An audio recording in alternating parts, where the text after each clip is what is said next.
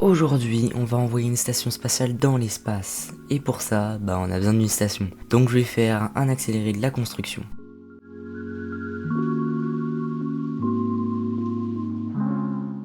Une fois que notre station est finie, on va pouvoir mettre des propulseurs. Parce que, sinon elle bouge pas. Du coup, on essaye avec les propulseurs et ça a pas l'air de marcher.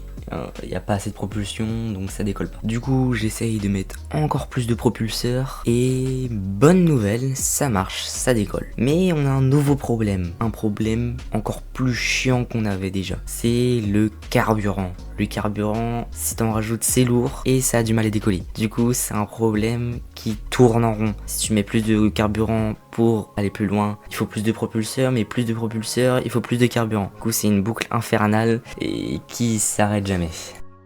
Du coup, je décide de mettre un deuxième étage de propulseur et ça marche pas. Comme je vous ai dit, la boucle se remet en route. Bien évidemment, il y a trop de carburant. Donc après des heures et des heures de recherche pour savoir comment faire, j'ai enfin trouvé ce modèle-là.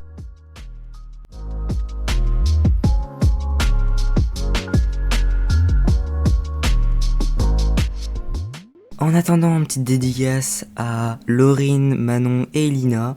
Si vous voulez aussi une dédicace, mettez-le en commentaire.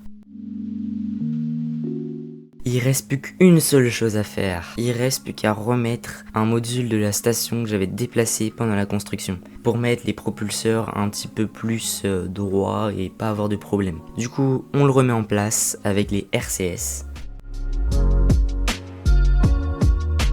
Et ensuite, on active les panneaux solaires. La station est mise en orbite avec les panneaux solaires ouverts et la station est terminée. Alors désolé si la vidéo est pas très longue, c'est parce que la vidéo avait pas des choses très importantes à regarder. C'était juste moi qui galérais en boucle en faisant la même chose à chaque fois. Si la vidéo vous a plu, bien évidemment, un abonnement, un like, un commentaire. Et moi je vous dis ciao.